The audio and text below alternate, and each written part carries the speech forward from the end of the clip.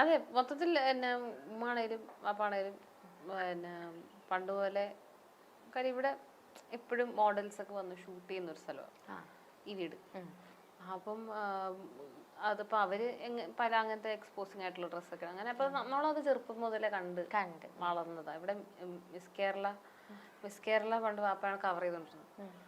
അപ്പം മിസ് കേരളയുടെ മോഡൽസ് ഒക്കെ ഇങ്ങോട്ട് വരികയും അതിന്റെ കണ്ടസ്റ്റൻസ് ഒക്കെ വന്ന് ഇവിടെ ഫോട്ടോഷൂട്ടൊക്കെ ഇവിടെ ആയിരുന്നു.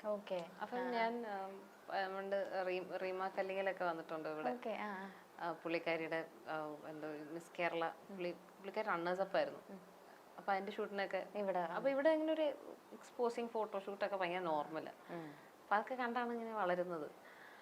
അപ്പം ഉമ്മ ആണെങ്കിലും അങ്ങനെ ഒന്നിലും ഭയങ്കര എന്താ പറയുക ഒരു അടിച്ചമർത്തലോ പിന്നെ അത് ചെയ്യണം എന്നുള്ള ഭയങ്കര ഫോഴ്സിങ് ഒന്നുമില്ല. ഇല്ല. ഓക്കെ. ഇപ്പോൾ അച്ഛൻ ഈ ഫീൽഡ് എന്താന്ന് ശരിക്കും അറിയുന്ന ഒരാളായിരിക്കുമല്ലോ. അപ്പൊ ചേച്ചി നിങ്ങൾ രണ്ടുപേരും ഈ ഫീൽഡിലോട്ടൊക്കെ ഇറങ്ങിയ സമയത്ത് എന്തായിരുന്നു പറഞ്ഞു തന്നിട്ടുണ്ടായിരുന്ന കാര്യങ്ങൾ? ശ്രദ്ധിക്കേണ്ട കുറച്ച് കാര്യങ്ങൾ പാരന്റ്സ് എന്നുള്ള നിലയിൽ അവർ പറഞ്ഞു തരുമല്ലോ. അത് വാപ്പ കുറെ കാര്യങ്ങളൊക്കെ പറഞ്ഞു തരും. പക്ഷെ ഞങ്ങളൊന്നും കമ്പാരിറ്റീവ്ലി വാപ്പ കുറച്ചുകൂടെ സ്ട്രിക്റ്റാ.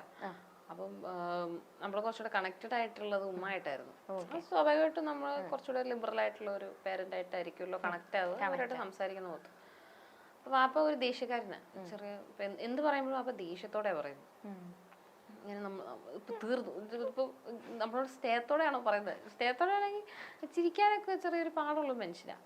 നമ്മളിങ്ങനെ ഭയങ്കര ദേഷ്യവും ഇങ്ങനെ എപ്പോഴും ദേഷ്യത്തോടെ നമ്മളോട് കാര്യങ്ങൾ കമ്മ്യൂണിക്കേറ്റ് ചെയ്യുന്ന ആളാണ്. അതുകൊണ്ട് തന്നെ വാപ്പ പറയുന്ന കാര്യങ്ങളൊന്നും എനിക്ക് ഒരിക്കലും കണക്ട് ആയിട്ടില്ല.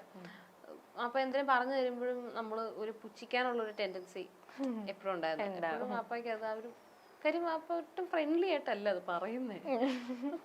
എന്റെ ടോൺ ഇങ്ങനെയാണ്. അതെനിക്ക് പക്ഷെ വാപ്പ ഇത് ഭയങ്കര ദേഷ്യപ്പെട്ടു. നിങ്ങളോടൊന്നും പറഞ്ഞിട്ട് കാര്യമില്ല ആ രീതിയിലാണ് സംസാരിക്കുന്നത്. അപ്പം പക്ഷെ ഉമ്മ പറയുമ്പോ ഭയങ്കര ഫ്രണ്ട്ലി ആയിട്ട് നമ്മളോടൊപ്പം ഒരാള് അങ്ങനെയാ പറയുന്നത്. പക്ഷെ ഞാൻ ഇപ്പം ഭയങ്കരമായിട്ട് റിയലൈസ് ചെയ്തു അപ്പൊ പണ്ട് പറഞ്ഞു തന്നിരുന്ന കാര്യങ്ങൾ ഭയങ്കര റെലവെന്റ് ആയിരുന്നു എന്ന്. പക്ഷെ അന്നൊന്നും എനിക്കത് അനുസരിക്കാനോ അത് ഫോളോ ചെയ്യാനോ പറ്റിയിട്ടില്ല. പക്ഷെ ഇപ്പം പാപ്പ പണ്ട് പറഞ്ഞിരുന്ന കാര്യങ്ങൾ ആലോചിക്കുമ്പോൾ ശരിയാ അങ്ങനെയൊക്കെ ജീവിച്ചിരുന്നേ കൊള്ളായിരുന്നു. അങ്ങനെയൊക്കെ നമ്മള് അങ്ങനെ ഇപ്പൊ ഇൻഡസ്ട്രിയിലേക്ക് വരുന്ന സമയത്ത് അങ്ങനെയൊക്കെ പെരുമാറിയിരുന്നെങ്കിൽ അങ്ങനെയൊക്കെ ഓരോ കാര്യങ്ങൾ ഫോളോ ചെയ്ത് നന്നായിരുന്നു ഞാനിപ്പോ മനസ്സിലാക്കുന്നു. പക്ഷെ അന്നത് വാപ്പയുടെ മോഡ എല്ലാം കൂടെ എടുത്ത് പറയുമ്പോ അത് നമ്മൾ ചെയ്യത്തില്ല, നമ്മൾ ഒരിക്കലും ചെയ്യത്തില്ല എന്നുള്ളൊരു മൈൻഡില്. അത് എനിക്ക് വാപ്പയോട് എനിക്ക് എപ്പോഴും പറയുന്നത് വാപ്പ കുറച്ച് ഫ്രണ്ട്ലി ആയിട്ട് പെരുമാറിയിരുന്നെങ്കിൽ ചിലപ്പോ പറഞ്ഞിട്ടുണ്ട്. അങ്ങനെ ഇല്ല, അങ്ങനെ പറഞ്ഞിട്ടില്ല. ഞാനിപ്പോ വീഡിയോയിലാണ് പറയുന്നത്. കുറച്ചുകൂടെ ഒന്ന് ഫ്രണ്ട്ലി ആയിട്ട് പെരുമാറിയിരുന്നെങ്കിൽ ഞാൻ എപ്പോഴും ആഗ്രഹിക്കുന്നു. ഇപ്പൊ അച്ഛന്മാരൊക്കെ ഒരു പറയുന്ന കാര്യങ്ങളൊക്കെ ശരിയാ, പക്ഷെ ഇവര് ഭയങ്കര ഹാഷായിട്ട് നമ്മളോട് പറഞ്ഞെത്തുള്ളൂ. ഇവർക്ക് എന്തോ അതായത് സോഫ്റ്റ് ആയിട്ട് പറയുന്നത് ഇവരുടെ ഒരു നേച്ചർ അല്ല രീതിയിൽ. എല്ലാ അച്ഛന്മാരും അങ്ങനെ. എനിക്കും എന്റെ ഫ്രണ്ട്സിന്റെ ഒക്കെ അച്ഛന്മാരും അങ്ങനെയാണ്. എല്ലാവരും ഭയങ്കര മൊടയാ. അപ്പൊ നമുക്ക് അവരെ അനുസരിക്കാൻ തോന്നത്തില്ല. പക്ഷെ അവരിത് മനസ്സിലാക്കത്തുമില്ല. അപ്പൊ എനിക്ക് അപ്പൊ പണ്ട് കുറച്ചുകൂടെ ഫ്രണ്ട്ലി ആയിട്ട് പറഞ്ഞിരുന്നെങ്കിൽ ഞാൻ ചിലപ്പോ അനുസരിച്ചതെന്ന് എനിക്ക് ചിലപ്പോ ഇത് പറഞ്ഞാലും അപ്പൊ അമ്മയിച്ചെരത്തില്ല. ഫ്രണ്ട്ലി ആയിട്ട് എന്തെങ്കിലും പറഞ്ഞിട്ടുണ്ടോ? ഇല്ല, ഫ്രണ്ട്ലി ആയിട്ട് പറഞ്ഞ സംഭവങ്ങളൊക്കെ കുറവാ. അപ്പൊ രണ്ടുപേരും എന്ത് തൊട്ടിത്തരം കാണിച്ചാലും ഉമ്മാടത്തായിരിക്കുമല്ലോ പോയി പറയണത്. ഉമ്മടുത്ത് പറയാനുള്ള സ്പേസ് ഉണ്ട്. അപ്പ അടുത്ത് പറഞ്ഞു കഴിഞ്ഞാൽ അപ്പ വഴക്ക് പറയും എന്നുള്ളൊരു പേടി കൊണ്ട് പറയത്തില്ല. അതുകൊണ്ട് കൂടുതൽ ഫ്രണ്ട്ലി ഉമ്മടുത്തായിരുന്നു. ഓക്കെ. ഇപ്പൊ നമ്മള് നേരത്തെ പേരിന്റെ കാര്യം പറഞ്ഞോണ്ട് ചോദിക്കുക, ചേച്ചിക്ക് ബോയ് ഫ്രണ്ട് ഉണ്ടെന്ന് ചേച്ചി എല്ലാ ഇന്റർവ്യൂലും പറയുന്നുണ്ട്. അപ്പൊ എന്നാണ് കല്യാണ പ്ലാൻ ഒക്കെ ഉണ്ടോ? അതോ നമ്മുടെ ലക്ഷ്മി ചേച്ചി ഇങ്ങനെ നിക്കുന്നുണ്ട് അത് കഴിയാതെ നമുക്ക് പറ്റില്ല എന്നുള്ള ഇതാണോ? അല്ല, കല്യാണമൊക്കെ പതുക്കെയുള്ളൂ. അത് സെറ്റ് ആവട്ടെ. ഞാൻ കെട്ടിട്ട് നീ കെട്ടിയാ മതി. അങ്ങനെയൊന്നുമില്ല കേട്ടോ. യൂത്തായി പോക്കോയാ കെട്ടുമെന്ന് തോന്നുന്നു, എനിക്ക് തോന്നുന്നു. അതിനുമ്പ് എനിക്ക് കെട്ടണമെന്നുണ്ട്. പക്ഷെ ഞങ്ങൾക്ക് അങ്ങനെയൊന്നുമില്ല. ആദ്യമില്ല, ആരാദ്യം പറ്റുന്നോ അവര് കിട്ടും. എനിക്ക് ഉടനെ തന്നെ കെട്ടണമെന്നൊക്കെയാണ്. പക്ഷെ സമയാവട്ടെ. പുള്ളി എന്റെ പാട്ടെന്ന് താല്പര്യം ഉടനെ കെട്ടാൻ താല്പര്യമില്ല. ഓക്കെ, ആ സമയാവട്ടെ. ഭയങ്കര സപ്പോർട്ടാണ് എല്ലാ കാര്യത്തിലൊക്കെ. ലൈക്ക് ചേച്ചി ആഗ്രഹിക്കും നമുക്കൊരു പാർട്ട്ണർ തന്നെ, നമുക്ക് എല്ലാവർക്കും ഒരു ആഗ്രഹം ഉണ്ടാവല്ലോ ആ രീതിയിലുള്ള ഒരാളില്ലാത്ത പാർട്ട്ണറെ ഞാൻ പ്രേമിക്കാൻ തന്നെ പോകത്തില്ലല്ലോ. അപ്പൊ അത് തന്നെ പ്രസക്തിയില്ല. അതാണ് നമ്മള് പ്രേമെന്ന് വെച്ചാൽ ഒരാളെ സഹിക്കലല്ലോ. അപ്പം സപ്പോർട്ട് ചെയ്തില്ലേ അവിടെ നിന്നു, ബന്ധം നിന്നു. അതെ, തീർന്നു. സപ്പോർട്ട് ചെയ്യാറുണ്ടോ എന്ന് ചോദിക്കേണ്ട ആവശ്യമില്ല. ഈ മാസ് കമ്മ്യൂണിക്കേഷൻ എന്ന് പറഞ്ഞ സബ്ജക്ട് എടുത്ത് ചേച്ചിക്ക് മീഡിയ ഫീൽഡിലേക്ക് വരാൻ വേണ്ടി തന്നെ അങ്ങനെ ഓർത്തിട്ടാണോ എടുത്തത്, അതോ ആ ഒരു ഞാൻ പണ്ട് എനിക്ക് ക്യാമറ ഹാൻഡിൽ ചെയ്യാൻ താല്പര്യം ഉണ്ടായിരുന്നു. അപ്പൊ അങ്ങനെയാ ഇതുപോലെ മാസ് കമ്മ്യൂണിക്കേഷൻ ഒക്കെ എടുക്കുന്നത്. പിന്നെ എന്നോട് താല്പര്യമൊക്കെ പോയി. അപ്പൊ അങ്ങനെ എടുത്താ സിനിമ ആയിട്ട് തോന്നുന്നില്ല. പല കാര്യങ്ങളും പഠിക്കാൻ പറ്റിയെന്ന് ഞാൻ വിചാരിക്കുന്നത്. അങ്ങനെ അതാ, ഞാനും വിഷ്വൽ മീഡിയ ആയിരുന്നു. അപ്പൊ നമുക്ക് ഇങ്ങനെ ഓരോ സ്ഥലത്ത് പോകുമ്പോ പഠിച്ച എന്തെങ്കിലും ഒക്കെ ഒരു സാധനങ്ങൾ അവിടെ ഇവിടെ ഒക്കെ ആയിട്ടുണ്ടാവും. അതുകൊണ്ട് ചോദിച്ചാലും ചിലപ്പോ പറയാനും എളുപ്പമായിരിക്കും. ഓക്കെ, ഇപ്പൊ ഉമ്മ സിനിമയില് കുറച്ച് സിനിമകളൊക്കെ ചെയ്തല്ലോ. അപ്പൊ ഉമ്മയുടെ ഒരു എൻട്രി എങ്ങനെയായിരുന്നു സിനിമയിലേക്ക്? ഉമ്മയുടെ ഈ കുമ്പളങ്ങി നൈറ്റ്സില് വെറുതെ ഒരു ഓഡിഷന് പോയതാ. അങ്ങനെ വേറൊരു റോളിനുള്ള ഒരു ഓഡിഷന് പോയതാ. പക്ഷെ ഫഹദിന്റെ അമ്മയായിട്ട് അതിന്റെ ഓഡിഷന് പോയതാ. പക്ഷെ ഇതാണ് കിട്ടിയത്. അപ്പൊ അത് ഇതുപോലെ തീരെ പ്രതീക്ഷിക്കാതെ പുള്ളിക്കാരി ചേച്ചിയുടെ ഫ്രണ്ട് അതില് വർക്ക് ചെയ്യുന്നുണ്ടായിരുന്നു. വെറുതെ അങ്ങനെ പോയത്. അങ്ങനെ ഉമ്മ ഇതിനെ അഭിനയിക്കുന്നോ, അങ്ങനെ ഒരു ഉമ്മ എഴുതും, നന്നായിട്ട് വായിക്കും, എഴുത്തൊക്കെ ഉണ്ട്. അല്ലാതെ മറ്റു കലകൾ ഒന്നും ഉള്ളതായിട്ട് എനിക്ക് തോന്നിയിട്ടില്ല. പക്ഷെ സജീവമായിട്ട് എന്നെക്കാളും പടങ്ങൾ ചെയ്തോണ്ടിരിക്കും. അഭിമാനത്തോടെ ഞാൻ പറയുന്നു. പക്ഷെ ഇപ്പൊ ഉമ്മ ഭയങ്കര കാര്യമായിട്ട് അഭിനയിക്കുകയും പണ്ടൊക്കെ ഉമ്മ ഫേസ്ബുക്കില് ആൾക്കാരെ വിമർശിച്ചൊക്കെ കാര്യമായിട്ടൊക്കെ എഴുതുമായിരുന്നു. ഭയങ്കര വിമർശനങ്ങളും എല്ലാരെയും കുറ്റപ്പെടുത്തി. അതായത് അങ്ങനെ മറയൊന്നുമില്ല. ഉമ്മക്ക് തോന്നുന്നു ഉമ്മ എഴുതും. അങ്ങനെ കുറെ പണിയും കിട്ടിയിട്ടുണ്ടെന്ന് തോന്നുന്നു. പക്ഷെ സിനിമ കയറിയതിനു ശേഷം ഒരു അക്ഷരം ഇനിയിപ്പൊ എന്തിനാ വിമർശിക്കുന്നത് മൈൻഡാന്ന് തോന്നുന്നു. ഇപ്പൊ അങ്ങനെ ആരും വിമർശിക്കാറൊന്നുമില്ല. അപ്പൊ അതാണ് പണ്ടോ നല്ല പറയായിരുന്നു, എല്ലാരും പറയായിരുന്നു. അതെ, സകല ആൾക്കാരെ വിമർശിച്ച കളയും. ഇപ്പൊ ആരെയും വിമർശിക്കുന്നില്ല. ഇപ്പൊ എല്ലാരും നല്ല ആൾക്കാരെന്ന് പറഞ്ഞിരിക്കുക. ചേച്ചി തന്നെ ചേച്ചിയുടെ ഒരു ഇന്റർവ്യൂസിൽ പറഞ്ഞിട്ടുണ്ട്, ലൈക്ക് എപ്പോഴും ഒരു അപ്സ് ആൻഡ് ഡൗൺസ് ഇങ്ങനെ വന്നുകൊണ്ടിരിക്കുന്ന ഒരു ജേർണിയിലൂടെ ചേച്ചി പോയിക്കൊണ്ടിരിക്കുന്നത്. പക്ഷെ നമ്മളെപ്പോഴും ലൈക്ക് പൊതുവേ പറയുന്നത് അങ്ങനെ ഒരു അപ്സ് ഉണ്ട്, അതൊന്ന് മെയിൻറ്റെയിൻ ചെയ്ത് പോകാൻ നമ്മൾ ട്രൈ ചെയ്യണ്ടേന്നൊക്കെ നമ്മൾ ചിന്തിക്കും. ചേച്ചി ആ ഒരു എഫേർട്ട് ഇടുന്നുണ്ടോ ശരിക്കും? അയ്യോ, മെയിൻറ്റെയിൻ അങ്ങനെ എങ്ങനെ പോകണമെന്നൊക്കെ എനിക്ക് ആഗ്രഹമുണ്ട്. പക്ഷെ നടക്കാറില്ല പലപ്പോഴും. ചിലപ്പോൾ എൻ്റെ മാനസികമായിട്ട് ഞാൻ ചിലപ്പം അത്ര ഓക്കെ ആയിരിക്കില്ല, ചിലപ്പോൾ ഞാൻ ഭയങ്കര ഹാപ്പി ആയിരിക്കും. അങ്ങനെയാണ് എപ്പോഴും പോകുന്നത്. ഞാൻ ഭയങ്കര ഓണായിട്ട് നിൽക്കുന്ന സമയത്ത്, അല്ലെങ്കിൽ എൻ്റെ മാനസികാവസ്ഥ ഭയങ്കര ഓക്കെ ആയിട്ട് നിൽക്കുന്ന സമയത്ത് എപ്പോഴും എൻ്റെ കരിയോഗ്രാഫ് മുകളിലോട്ട് പോയിട്ടുള്ളൂ. അപ്പൊ ഇതുപോലെ എന്തെങ്കിലും വിഷമോ അങ്ങനെ എന്തെങ്കിലും അലട്ടുന്നുണ്ടെങ്കിൽ നമ്മളൊന്ന് ഡൗൺ ആവും. പിന്നെ എപ്പോഴും ഇടയ്ക്ക് എനിക്ക് എപ്പോഴും ഭയങ്കര പ്രൊഡക്റ്റായിട്ട് നിൽക്കാൻ പറ്റാറില്ല. കോൺസ്റ്റന്റ്ലി എനിക്ക് പ്രൊഡക്റ്റ് ആവാൻ പറ്റത്തില്ല. അപ്പോൾ ലേസി പേഴ്സൺ. ട്രൈ ചെയ്യുമല്ലേ അതല്ല, ലൈക്ക് ആ ഒരു കോൺസ്റ്റന്റ് ആയിട്ട് പോവാനായിട്ട് ചേച്ചി ട്രൈ ഒക്കെ ചെയ്യുന്നുണ്ട്. പക്ഷെ എനിക്ക് ഇടയ്ക്ക് ഒരു മടി ഇങ്ങനെ ബാധിക്കും. മടി ബാധിക്കുമ്പോ ഇങ്ങനെ എനിക്ക് രാവിലെ എഴുന്നേക്കുക, സോഫയിൽ വെറുതെ ഇരിക്കുക, വെറുതെ ഫോണിൽ കുത്താം. പക്ഷെ ചിലപ്പോ ഈ പറഞ്ഞ പോലെ പ്രൊഡക്റ്റീവ് ആവും. എനിക്ക് എപ്പോഴും പ്രൊഡക്റ്റീവ് ആവാൻ ഇതുവരെയും പറ്റിയിട്ടില്ല. അത് എനിക്ക് സ്കൂളും പോലെ അതെ. അപ്പൊ ഒരു ക്ലാസ്സിൽ നിന്നിട്ട് പഠിച്ച അടുത്ത ക്ലാസ്സിൽ നിന്നിട്ട് പഠിക്കത്തില്ല. അങ്ങനെ കഴിഞ്ഞ ക്ലാസ്സിൽ നന്നായിട്ട് പഠിച്ചില്ലേ, കഴിഞ്ഞ 5th സ്റ്റാൻഡേർഡിൽ നന്നായിട്ട് പഠിച്ചു, 6th കുറച്ച് കുഴപ്പം.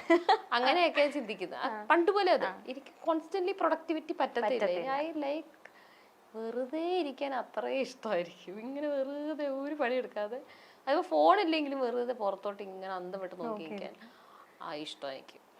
അപ്പം ചിലപ്പോ അതുകൊണ്ട് ചിലപ്പം ഒരു ഡൗൺ വരും, ഈ മടി ബാധിക്കും. പിന്നെ കൊറേ ഇങ്ങനെ മടി പിടിച്ചിരിക്കുമ്പോ വലിയ മോശമാണ്, ഞാൻ എന്തെങ്കിലും ചെയ്യണം, ചെയ്താലേ ഫുഡ് കഴിക്കാൻ പറ്റുള്ളൂ എന്നൊക്കെ ആലോചിക്കും.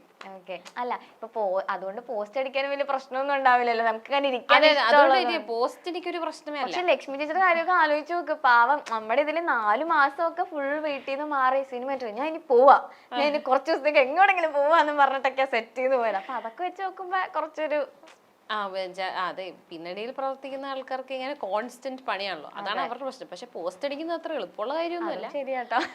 കാര്യം വീട്ടിൽ പോസ്റ്റ് അടിച്ചിരിക്കുന്ന പോലെയല്ല, നമ്മൾ സെറ്റിൽ പോസ്റ്റ് അടിച്ചിരിക്കും. സെറ്റിൽ മേക്കപ്പ്, ഹെയർ, കോസ്റ്റ്യൂം ഒക്കെ ചെയ്ത് ഇങ്ങനെ തന്നെ ഇരിക്കണം പോസ്റ്റ് അടിച്ച്. കാര്യം അല്ലെങ്കിൽ അത് കോസ്റ്റ്യൂമിന് പ്രശ്നം പറ്റും. കാര്യം നമ്മൾ എപ്പോഴും പ്രിപ്പയർഡ് ആയിട്ടിരിക്കും. ഇപ്പൊ നമ്മളെ വിളിക്കും. ആൻഡ് എല്ലാ ആക്ടേഴ്സിനും ക്യാരവാനോ ഒരു സുഖമായിട്ട് ഇരിക്കാനുള്ള ഒരു സ്ഥലമോ ഒന്നുമില്ല. അവിടെ നമ്മൾ പോസ്റ്റ് അടിച്ചിരിക്കുക എന്ന് പറയുന്നത് ഭയങ്കര ചൂടുണ്ടാവും. അതെ. അങ്ങനെ ഫുൾ നല്ലൊരു സെറ്റ് ഒരു സ്ഥലമല്ലാന്നുണ്ടെങ്കിൽ അവിടെയൊക്കെ നമ്മൾ അഡ്ജസ്റ്റ് ഒക്കെ ചെയ്തിരിക്കേണ്ടത്. അവിടെ പോസ്റ്റ് അടിച്ചിരിക്കുക എന്ന് പറയുന്നത് അയ്യോ ഭയങ്കര ബുദ്ധിമുട്ടാ. അപ്പം അത് എനിക്കത് പിന്നണിയിൽ കോൺസ്റ്റന്റ് ആയിട്ട് നിന്ന് പ്രവർത്തിക്കുന്നവരെ പോലെ തന്നെ പാടാണ് പോസ്റ്റ് അടിച്ചിരിക്കുന്നത്. ഇപ്പൊ എന്റെ നിങ്ങൾക്ക് ആക്ടേഴ്സിന് സുഖമല്ലേ, നിങ്ങൾക്ക് വെറുതെ ഇരുന്ന ക്യാരവൻ ഒന്നും എല്ലാവർക്കും ഇല്ല. വളരെ കുറച്ച് ആ മെയിൻ 2-3 ആക്ടേഴ്സിന് കാണും ക്യാരവൻ, അല്ലാതെ ആർക്കാ ക്യാരവൻ. അപ്പൊ നിങ്ങൾക്ക് ആക്ടേഴ്സിന് സുഖമല്ലേ, നിങ്ങൾക്ക് ഇങ്ങനെ വെറുതെ ഷോർട്ടിന് വെയിറ്റ് ചെയ്തിരുന്നാ പോരെ, നിങ്ങൾക്ക് എന്ത് പ്രിവിലേജാന്നൊക്കെ ചോദിക്കും. അങ്ങനെയൊന്നുമില്ല. നമ്മള് അത് ഭയങ്കര നമ്മളെ ഇങ്ങനെ മെന്റലി ആണ് അത് ഇങ്ങനെ എഫക്ട് ചെയ്യുന്നത്. ഇങ്ങനെ കുറെ നേരം ഇങ്ങനെ ബോറടിച്ചിരിക്കുമ്പോഴല്ലോ അത് ഭയങ്കര ബുദ്ധിമുട്ടാ. പക്ഷെ പോസ്റ്റ് അടിച്ച് ക്യാരവാൻ ഇരിക്കാൻ നല്ല രസമാണ്. എനിക്ക് ക്യാരവാനുള്ള സിനിമകൾ ഉണ്ടായിട്ടുണ്ട്. അപ്പൊ നമ്മൾ അയ്യോ ആരും വിളിക്കല്ലേ, അയ്യോ എന്നെ ഷോർട്ടിന് വിളിക്കല്ലേ, അല്ലെ ഇനിയിപ്പൊ അന്ന് ഷൂട്ടിന് വിളിച്ചില്ലെങ്കിലും സാരമില്ല ക്യാരവാനിലിരിക്കാലോ എന്നാ. ക്യാരവാൻ ഉണ്ടെങ്കിൽ സൂപ്പറാ. ഏറ്റവും കൂടുതൽ ഇപ്പൊ ടേക്ക് പോയൊരു ഓർമ്മയൊക്കെ ഉണ്ട്? ഇപ്പൊ ഇത്രയും ടെൻഷൻ ചേച്ചി പറഞ്ഞുകൊണ്ട് ഞാൻ ചോദിക്കാം. സുലേഖ മനസ്സിലെ ഞാൻ പറയല്ലേ ഒട്ടും ടെൻഷൻ ഇല്ലാതെ അഭിനയിച്ചോണ്ട് തന്നെ ഞാൻ എന്നെ സംബന്ധിച്ചിടത്തോളം ഞാൻ നന്നായിട്ട് അഭിനയിച്ചു എന്നാണ് വിചാരിക്കുന്നത്. അധികം ഞാൻ കാരണം അധികം ടേക്കുകൾ പോയിട്ടില്ല. ഇല്ല അങ്ങനെ എനിക്കത് മന്ദാരം എന്ന് പറഞ്ഞ സിനിമയിലെ ഇടയ്ക്ക് അഭിനയിച്ചിട്ടുണ്ടായിരുന്നു. ആ സിനിമയിലാണ് ഞാൻ ഏറ്റവും കൂടുതൽ ടേക്ക് പോയിട്ടുള്ളത്. ഭയങ്കര പാടായിരുന്നു, കുറെ ടേക്കോട് ടേക്ക്. പിന്നെ അത് പിന്നെ ഞാൻ മാത്രമല്ല എല്ലാരും കുറെ ടേക്ക് പോകുന്നത്. അത് എന്റെ ഡയറക്ടർ അങ്ങനെയായിരുന്നു. ആൾക്ക് കുറച്ചുകൂടെ ഇങ്ങനെ ഇനി ടേക്ക് പെർഫെക്ഷൻ സാധനം ഉണ്ടായിരുന്നു. അതല്ലാതെ ഏറ്റവും കൂടുതൽ ടേക്ക് ഉയരെ എന്ന സിനിമയില് പാർവതി ഇങ്ങനെ ആസിഡ് അറ്റാക്ക് കഴിഞ്ഞ് വേണ്ടിയിരിക്കുമ്പോ ഞാൻ പോയിട്ട് സമാധാനിപ്പിക്കുന്ന ഒരു സീനുണ്ട്. അതൊരു വലിയ ഡയലോഗാ. അത് ഞാൻ തെറ്റിച്ച് അന്ന് എന്നിട്ട് അത് ആ ഷൂട്ട് അവിടെ നിർത്തിയത് വീണ്ടും വേറൊരു ദിവസം ഇതിനു വേണ്ടി വെച്ചപ്പോഴാണ് ഞാൻ ശരിയാക്കിയത്. അപ്പൊ പോയിരുന്നു ഫുള്ള് പഠിച്ചു നന്നായിട്ട് കുത്തിയത് പഠിച്ചു. ശരി, അത് കുറച്ച് വലിയ ഡയലോഗാ. അത് എനിക്ക് പെട്ടെന്ന് ഒരു ദിവസം തന്നപ്പോ എനിക്കത് തീരെ പറ്റിയില്ല. പക്ഷെ സുലേഖ മനസ്സിൽ ഭയങ്കര ഓക്കെ ആയിരുന്നു. ഞാൻ എല്ലാം ഭയങ്കര അടിപൊളിയായിട്ട് ചെയ്തു. സെലിബ്രിറ്റി ക്രഷ് ആസിഫിക്ക് ആ സിനിമ കഴിഞ്ഞതിന് ശേഷമാണോ? പിന്നെ മുന്നേ ആദ്യത്തെ സെലിബ്രിറ്റി ക്രഷ് പൃഥ്വിരാജ് ആയിരുന്നു.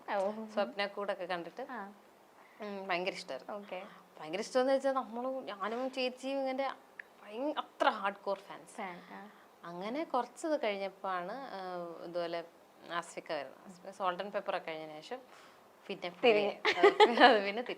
നമ്മൾ രാജേട്ടനെ രണ്ടാമത് വെച്ചു. സോറി രാജേട്ടാ, സോറി ആസിഫിക്കാണ് കുറച്ചുകൂടെ ഇഷ്ടം. അപ്പൊ പിന്നെ ആസിഫിക്ക ഭയങ്കര ഫാനാണ്. പിന്നെ ആസിഫിക്ക കല്യാണം കഴിച്ചതോടുകൂടി സങ്കടമായിപ്പോയി. പറഞ്ഞു ആസിഫിക്കടുത്ത് പറഞ്ഞിട്ടുണ്ട്. നിങ്ങൾ ഭയങ്കര ഫാനായിരുന്നു, കല്യാണം കഴിച്ചപ്പോ സങ്കടമായിപ്പോയി. ഭയങ്കര സങ്കടമായിരുന്നു എനിക്കത്. ഭയങ്കര സങ്കടമായിരുന്നു കല്യാണം കഴിച്ച ദിവസം.